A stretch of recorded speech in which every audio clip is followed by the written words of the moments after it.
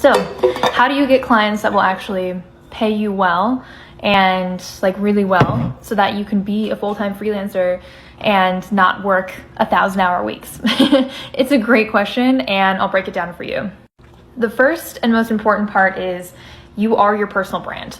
And if you hate the idea of like personal branding and personal brand, you still have one. And so unfortunately you can't escape it.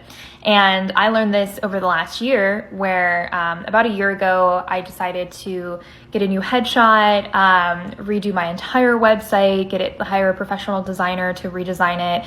I went through all my old blogs. I started a bunch of new blog series. I started a new newsletter. I did all of that, and I went from charging about $70 an hour to $250 an hour. And so when a client is kind of evaluating you as a freelancer, they're going to look at your personal brand, which basically means your entire internet presence. And so for me, I was kind of in the middle of redoing all this stuff. I was also getting a lot of press for a startup that I had started from scratch called Kingdom of Ink.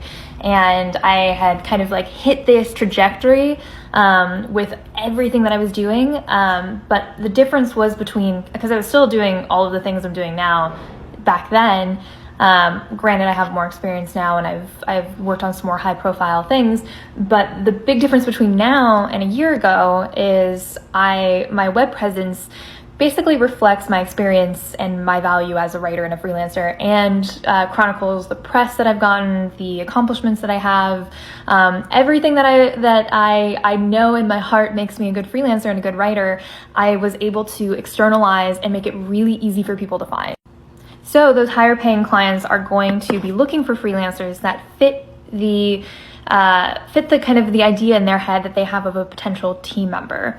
And so first step is personal branding. Second step is you have to be searchable and findable for those ideal clients. I've talked about SEO on this page before on my account. You can go look at other videos, but I rank on the first page of Google for hire memoir ghostwriter and memoir ghostwriter, which is huge.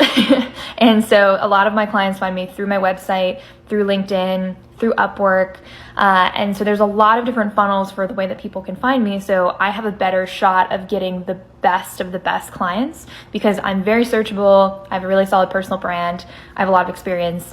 But even if you don't have a lot of experience, if you really nail your niche, find a way to show off what you do know in your experience and what makes you special, and then become searchable, you can also attract those really high paying clients. Follow me for more freelancing tips.